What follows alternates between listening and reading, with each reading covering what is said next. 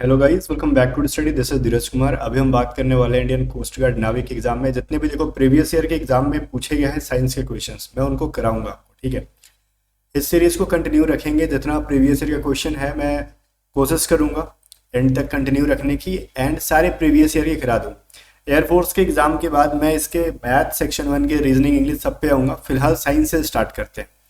ठीक है, पार्ट 1 है, इसकी मैं प्ले लिस्ट बना दूंगा। बाकी सेक्शन 1 की अगर किसी को प्रिपरेशन करनी है तो आप जाके पहले पता कर लो कि selection ratio A to Z study से इंडियन कोस्ट गार्ड के अंदर कितना है। चाहे वो नाविक है, चाहे असिस्टेंट कमांडेंट है, चाहे वो नाविक के अंदर डीबी है, चाहे जीडी है, चाहे यांत्रिक है।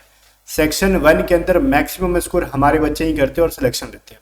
आप पहले पता कर लो, रिव्यू देख लो हर जगह जहां आपको देखना है।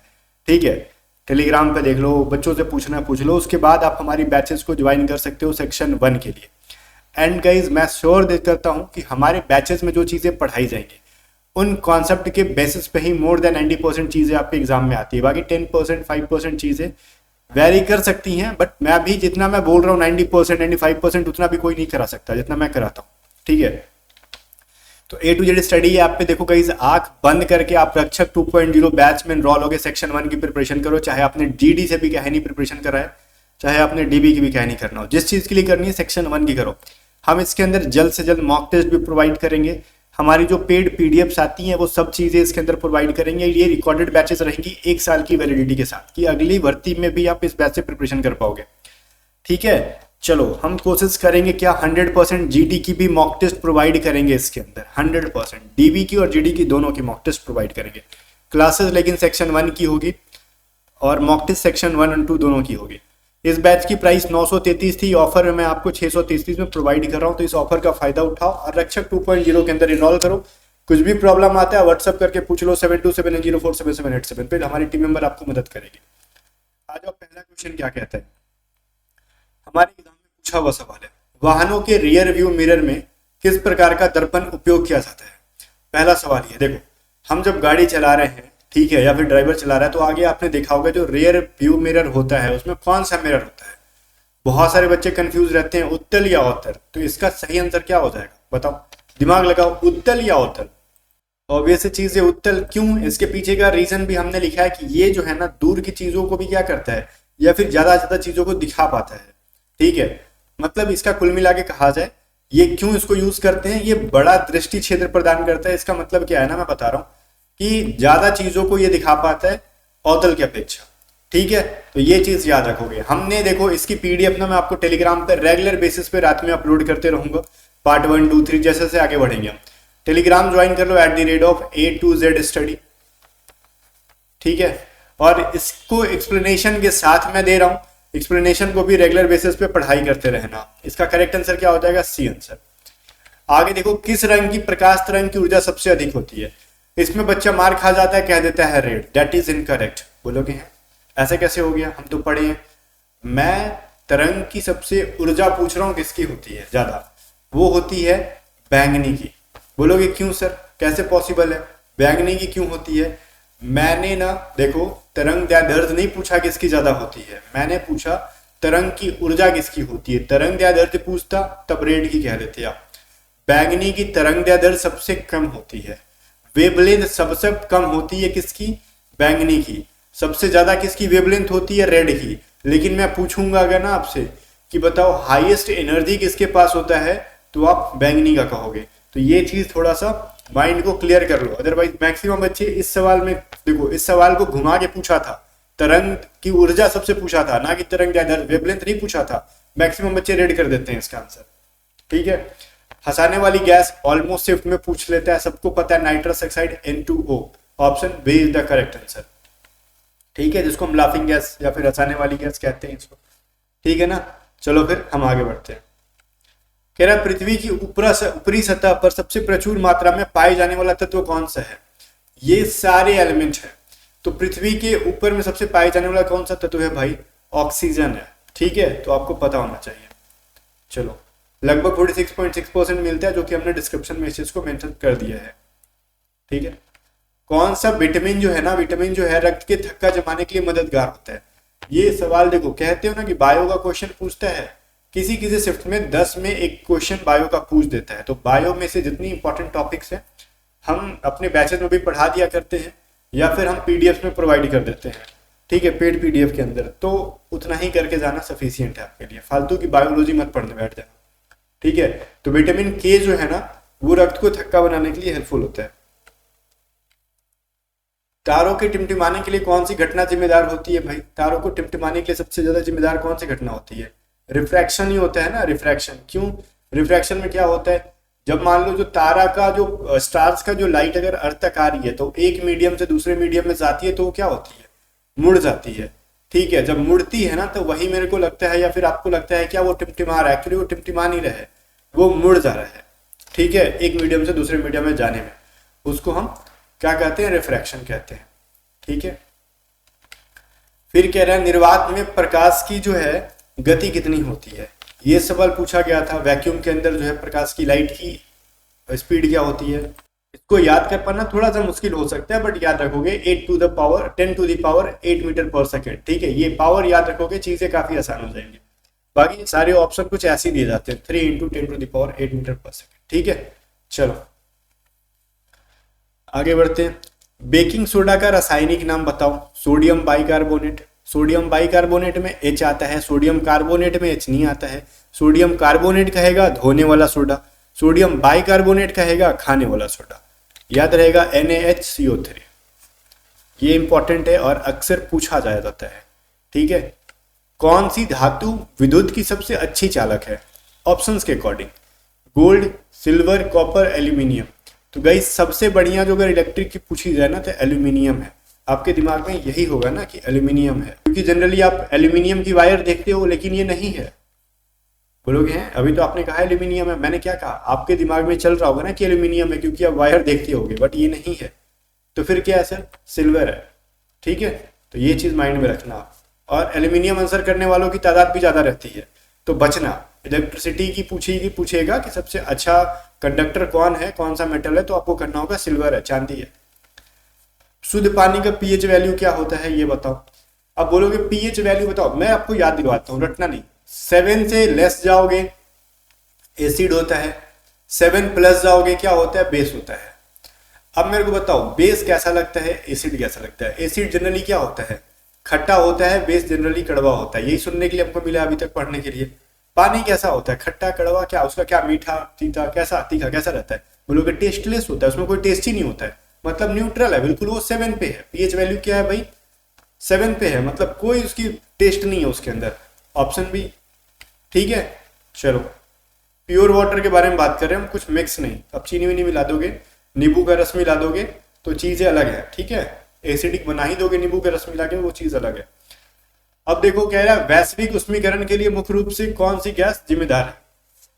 अगर आपने पढ़ा होगा ग्लोबल वार्मिंग को लेकर सबसे ज्यादा किस चीज को प्रयास किया जा रहा है? कार्बन एमिशन को रोकने की प्रयास की, रिड्यूस करने की प्रयास की जा रही है। क्यों? कार्बन का उत्सर्जन जितना होगा ग्लोबल वार्मिंग बढ़ेगा, तो मतलब कहीं ना कहीं कार्बन से रिलेटेड है, तो कार्बन डाइऑक्साइड। Option B. इन सब चीजों को रटना नहीं होता है, लॉजिकली आंसर कर देना होता है, ठीक है बच्चा। आगे बढ़ते 12 नंबर देखो, अत्यधिक शोर के कारण कौन सा प्रदूषण होता है? अभी तो मैंने बहुत ज्यादा इजी लेवल के क्वेश्चंस उठाए हैं, जैसे जैसे आगे बढ़ेंगे ना हम डिफिकल्ट लेवल के क्वेश्चंस भी करेंगे। आप टेंशन मत लेना कि इजी है, बहुत इजी है ये चीज, मैं कह रहा हूँ बहुत इजी है। अभी मैं आपको लत लगा रहा हूँ, बहुत सारे आर्ट्स बैकग्राउंड के बच्चे होते हैं जिन्होंने साइंस पढ़ाई नहीं, और मैं डिफिकल्ट लेवल के करा दूं स्टार्टिंग से, वो बच्चा भड़क जाएगा, कहेगा बहुत डिफिकल्ट है साइंस, नहीं हो पाएगा। होगा, वेट करो, सब होगा, बस आप साथ में रहो। ये प्रीवियस ईयर पूछा हुआ है सर, हर शिफ्ट का इजी क्वेश्चन हमने उठा लिया। बताओ ज्यादा शोर करने पे, भाई जब भी साउंड आ रहा है ना कहीं पे, शोर करने पे साउंड आएगा, और साउंड से रिलेटेड कौन सा पोल्यूशन होता है? साउंड पोल्यूशन कह दो, ध्वनि प्रदूषण कह दो, नॉइज पोल्यूशन कह दो, और साउंड पोल्यूशन था नहीं, नॉइज पोल्यूशन था। ऑप्शन सी सही है। चलो यहीं पे हमने मेंशन कर दिया 85 डेसिबल से अधिक का अगर साउंड है तो वो थोड़ा सा टेंशन पैदा करेगी, जो कि पॉल्यूशन होता है 85 डेसिबल से ज्यादा। तो मे भी हमने डेटा यहाँ पे क्यों ऐड करा है भाई?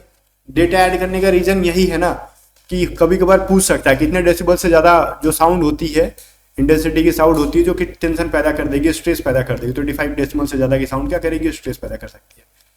विद्युत धारा मापने के लिए किस यंत्र का जो है यूज करते हैं हम लोग, ये पूछा गया था, ठीक है, जो कि एमीटर का, ठीक है। और विद्युत धारा को मेजर किस में करते हैं हम लोग? एम्पियर के अंदर। ये भी आपने पढ़ा होगा, ये भी हमने यहाँ पे लिखा होगा ना। देखो एम्पियर के अंदर मेजर करते हैं, मापते हैं, तो ये भी चीज पढ़ो। और किस यंत्र कौन सा होता है, गैजेट कौन सा होता है, टूल कौन सा होता है, डिवाइस कौन सा होता है, एमीटर। ओके चलो, नींबू में कौन सा एसिड पाया जाता है। अब ये चीज समझ में आना कि नींबू के अंदर एसिड रहता है, ठीक है। क्यों भैया, क्योंकि वो खट्टा होता है, ठीक है, खट्टा होता है तो समझ में आ गया एसिड है। तो वो कौन सा है भाई, सेट्रिक एसिड है। याद रहेगा, बोलोगे हाँ सर याद है, सेट्रिक एसिड है, ठीक है। नीचे एक्सप्लेनेशन हमने दे रखा है आपको। आगे देखो, वायुमंडल की कौन सी परत जो है ना ओजोन परत को समाहित करती है। अब देखो मैं एक चीज बताता हूँ, ऐसे क्वेश्चन में कभी कभार ना ये तो ऑप्शंस ना जो क्षोभ मंडल, समताप मंडल, मध्य मंडल, तपन मंडल हमने लिखा है ना, तो ये नहीं रहता है। उसको हिंदी में भी ना ट्रोपोस्फियर, स्ट्रेटोस्फियर, मेजोस्फियर, थर्मोस्फियर लिख देते हैं। तो फिर उस सिचुएशन में जो हिंदी मीडियम का बच्चा मार खा जाता है, बोलते हैं हम तो खुद तो इंग्लिश को ही हिंदी कर दिया है। तो आप इन सबको इंग्लिश टू इंग्लिश याद रखो, ज्यादा बेटर रहेगा आपके लिए, ठीक है बच्चा। तो आपसे जब भी पूछेगा ओजोन लेयर से रिलेटेड तो आप कहोगे स्ट्रेटोस्फियर, समताप मंडल नहीं, स्ट्रेटोस्फियर। समताप मंडल ही होता है, बट मैं कहूंगा इंग्लिश टू इंग्लिश याद करो। वो हिंदी में ही ऐसे लिख देते हैं स्ट्रेटोस्फियर। अब क्या करोगे बैठ के, कहोगे ले ही क्या कर दिया, तो फिर प्रॉब्लम वाली बात हो जाएगी। मैं इसीलिए आपको ना पहले से अलर्ट करूंगा, जो जो चीजें जहां जहां पे गलतियां होने की पॉसिबिलिटी है मैं आपको अलर्ट करते चलूंगा, आप रेडी रहना। आप याद करो, क्षोभ मंडल को स्ट्रोपोस्फियर कहते हैं, समताप मंडल को स्ट्रोप, इसका इंग्लिश रट लो, बहुत इंपॉर्टेंट है।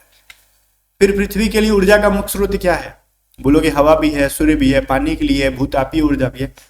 बट सबसे ज्यादा इंपॉर्टेंट क्या है, सन। क्यों क्यों इंपॉर्टेंट है बच्चा, क्योंकि सन नहीं रहेगा तो हवा रहने का कोई मतलब नहीं है। क्यों, अगर सन की रोशनी नहीं मिलेगी तो कोई भी प्लांट क्या ना फोटोसिंथेसिस नहीं करेगा, फोटोसिंथेसिस नहीं होगा तो ऑक्सीजन नहीं मिलेगा, ऑक्सीजन नहीं मिलेगा तो ह्यूमन बीइंग नहीं रहेगा, एनिमल्स नहीं रहेगा, सब मर जाएगा। फिर पृथ्वी का काम ही क्या बच जाएगा, कुछ नहीं बचेगा, ठीक है। चलो, वायुमंडलीय दबाव को मापने के लिए कौन सा उपकरण, ये बहुत बार पूछता है ना, वायुमंडलीय दाब, एटमॉस्फेरिक प्रेशर को दाबने के लिए, नहीं, मापने के लिए बैरोमीटर का यूज करते हैं। यही लग रहा होगा आपको, लग क्या रहा है, यही आंसर ही है ना। बोलोगे हाइग्रोमीटर क्या होता है, अरे भैया जो आप नमी मेजर करते हो ना, डेट इज हाइग्रोमीटर, ठीक है। चलो, आर्द्रता जो मेजर करते हो। आगे देख लो, ये कह रहा है गुब्बारों को हवा में उड़ाने के लिए कौन सी गैस का यूज करते हैं। तो जो भी गैस का यूज करते हैं वो काफी हल्की होती है, इसीलिए उस गैस को यूज करते ना कि उसका भार एटमॉस्फेयर से रुके ना, ठीक है। वो काफी हल्की है, और हल्की कौन सी है, जो स्टार्टिंग से होती है, हीलियम, ठीक है। हीलियम गैस काफी हल्की होती है जिसकी वजह से इसको गुब्बारे में भरी जाती है। ओके चलो, फिर कह रहे हैं खींचे गए रबड़ में कौन सा ऊर्जा संग्रहित होता है। देखो, खींचे गए रबड़ कह सकता है, खींचे गए धनुष कह सकता है, या फिर कोई भी चीज खींच के आप रखे हो, उसके अंदर पता है कौन सी स्थितिज ऊर्जा होती है। अब आपको दिमाग में आ रहा होगा खींच के रखा है तो गतिज होगा, नहीं, उसके अंदर पोटेंशियल एनर्जी है। तो आपको क्या कहना है, गतिज ऊर्जा। ये बहुत बार पूछा है, बच्चा कंफ्यूज होकर उसको लगता है कि खींचा खींची चल रहा है तो उसके अंदर गतिज हो रहा है, नहीं, वो खींच के आप पकड़ के रखे हो, उसमें स्थितिज ऊर्जा, पोटेंशियल एनर्जी है उसके अंदर, ठीक है। चलो, किस तत्व का उपयोग बल्ब बनाने के लिए किया जाता है, बताओ। इसमें से बल्ब में कौन सा भरा जाता है, नाइट्रोजन, ऑक्सीजन, हीलियम, क्या आर्गन को भरते हैं ना बल्ब के अंदर, ठीक है ना बच्चा। क्या करते हैं हम लोग, बल्ब के अंदर आर्गन को भरते हैं। चलो, इसका रीजन भी है, लाइक वो आर्गन क्या होता है ना, किसी से वो नहीं करता है, ऑक्सीकरण नहीं करेगा, ऑक्सीकरण जल्दी नहीं करेगा, तो फिलामेंट ज्यादा दिन तक बन के रहेगा, टूटेगा नहीं। टूटने का तो टूटता ही एक टाइम के बाद, लेकिन ज्यादा दिन तक टिकेगा वो, ठीक है। जो फायर एक्सटिंग्विशर होता है ना, अग्निशामक यंत्र होता है, जो आपने देखा होगा कहीं आप एग्जाम देने जाते हो तो उसमें भी रेड कलर का एक गैस का बॉक्स रहता है, सिलेंडर टाइप का, आग बुझाने के लिए। उसमें क्या होता है, उसमें कार्बन डाइऑक्साइड होता है, ये चीज दिमाग रख लेना। क्या होता है उसके अंदर, कार्बन डाइऑक्साइड होता है। आग जब फैलेगा अचानक से तो उससे रोका जाता है, गैस निकलता है। इंद्रधनुष बनने की प्रक्रिया की कौन सी घटना समझाती है, किसकी वजह से इंद्रधनुष बनता है, ये बताओ। तो इंद्रधनुष किसकी वजह से, प्रकीर्णन की वजह से बनता है, ठीक है। तो ये चीज आप याद रखोगे, ठीक है, प्रकीर्णन की वजह से बनता है, ठीक है। एक चीज यहाँ पे प्रॉब्लम आ रहा है, ऑप्शन में थोड़ा सा देखो, दो ऑप्शन का हिंदी सेम है, एक्चुअली इसका इंग्लिश याद रखो आप। डिस्पर्सन होता है प्रकीर्णन, ठीक है। दोनों का मतलब फैलाव ही होता है, बट दोनों में फर्क है, ठीक है। जब टॉपिक वाइज करेंगे ना तो उसमें मैं आपको समझाऊंगा इन दोनों में क्या फर्क है। फिलहाल के लिए आप याद रखोगे dispersion is the correct answer, okay. चलो, शक्ति पावर की एसआई यूनिट क्या है, वाट, ठीक है, सबको पता है। एंड इससे और भी कुछ सवाल बनते, चलो हम आगे देखते रहेंगे। अभी तो एग्जैक्टली पता है क्या, जब क्लासेस स्टार्ट कर रहे होते हैं ना हम, तो बहुत सारी चीज़ों को लगता नहीं कि एक ही साथ पढ़ा दें, एक ही साथ, बट उससे प्रॉब्लम क्या होगा ना कि एक ही साथ पढ़ा देंगे तो कुछ भी समझ में नहीं आएगा, धीरे धीरे चलेंगे हम लोग, आराम से समझेंगे। कह रहा है एक निष्क्रिय गैस कौन है, निष्क्रिय बोले तो अक्रिय गैस कौन है इसमें से बताओ, ऑक्सीजन, हाइड्रोजन, हीलियम या फिर नाइट्रोजन, कौन सा एक अक्रिय गैस है? तो हीलियम ही हो जाएगा ना इसके अंदर, जो कि एक निष्क्रिय गैस के अंदर आता है। कहाँ है? सी के अंदर है। ठीक है, चलो फिर कह रहा है निम्नलिखित में से कौन सा ऊर्जा स्रोत नवीकरणीय है, रिन्यूएबल है, जिसको दोबारा यूज कर सकते हैं? क्या कोयला को एक बार यूज कर सकते हो जला के? नहीं। पेट्रोल एक बार यूज करके जला के यूज करोगे गाड़ी में? नहीं। नेचुरल गैस भी एक बार खत्म तो खत्म, लेकिन सोलर एनर्जी को क्या करते हैं हम? रीन्यू कर सकते हैं, दोबारा से यूज कर सकते हैं। Solar energy is the correct answer. ठीक है, जो समाप्ति नहीं होता सोलर एनर्जी। बाकी गाइस मिलते हैं नेक्स्ट वीडियो में। बाकी बैचेस के बारे में मैंने आपको बता रखा है, रक्षक 2.0 आपका वेट कर रहा है, ज्वाइन करो और अपने प्रिपरेशन को बूस्ट करो। कम टाइम के अंदर अगर बेटर प्रिपरेशन करनी है ना, तो उसके लिए रक्षक 2.0 बैच आपके लिए है। अभी देखो ऑफिसर 2.0 बैच के अंदर मैंने बहुत सारे कोस्ट गार्ड, असिस्टेंट कमांडेंट बच्चों का रिजल्ट दिलवाया है। पीएसबी में कोई आउट हो रहा है, पीएसबी की हम प्रिपरेशन नहीं कराते हैं। अब कहोगे सर हम फिजिकल में आउट हो जाएंगे, तो अब हाथ पकड़ के दौड़ाएंगे थोड़ी किसी को, हम तैयारी करा रहे हैं। लेकिन फिजिकल जाने टाइम पे वहां पे जो पेपर होता है ना, वहां पे भी एक एग्जाम होगा, उसकी तैयारी भी इसी बैच से हो जाती है, अलग से नहीं करना पड़ता है। ठीक है, फिर मिलते हैं नेक्स्ट वीडियो में, तब तक बाय बाय। वीडियो शेयर कर देना, स्टडी ऐप को डाउनलोड करो, लिंक डिस्क्रिप्शन में, इस बैच को ज्वाइन कर लो।